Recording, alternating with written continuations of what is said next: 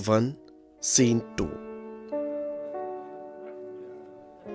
सुबह की हल्की रोशनी एल्सिनोर किले के विशाल सभागृह से होकर गुजर रही थी, लेकिन ये रोशनी अंदर मौजूद चेहरों के अंधेरों को नहीं भेद पा रही थी।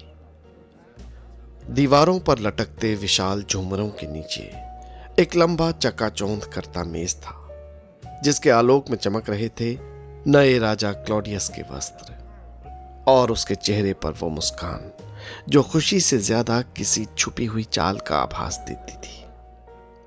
उनके ठीक बगल में बैठी थी महारानी गर्ट्रूड, जो हाल ही में विधवा हुई, पर आज उनके माथे पर मोतियों का ताज है और चेहरे पर एक बनावटी नर्म सी चमक। दरबार खामोश था। क्लॉडियस ने उठकर चारों ओर देखा और बोला, डेनमार्क के सम्मानित सरदारों, हम सब जानते हैं कि हमने हाल ही में एक महान राजा को खोया है। हमारा दिल शोक से भारी है, पर जीवन ठहरता नहीं, और इसलिए हमने इस भीषण दुख के दरिया में खुद को डुबोने के बदले एक नई शुरुआत को अपनाया है।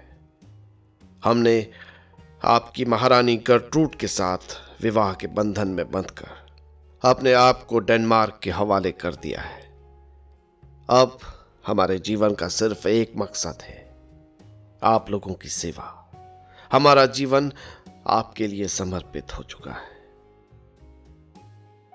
क्लॉडियस कुछ देर खामोश होता है, दरबारियों की ओर देखकर मुस्कुराता है, एक ऐसी मुस्कान के साथ जैसे लगता है कि वो हर एक चेहरे को पढ़ रहा है, उन लोगों की आंखों में अपने लिए वफादारी का अंदाजा लगा रहा है।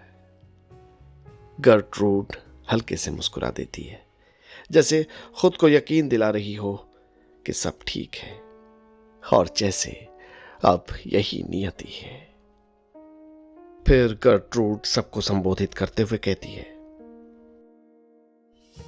सम्मानित जनों, हम कितना भी चाहें आसानी से अपने राजा की मौत का गम भुला नहीं सकते, लेकिन हम चाहते हैं कि डेनमार्क इस दुख भरे अध्याय को पीछे छोड़ दे और हमारे नए राजा यानी उनके छोटे भाई क्लॉडियस हम सबको एक नई दिशा दें।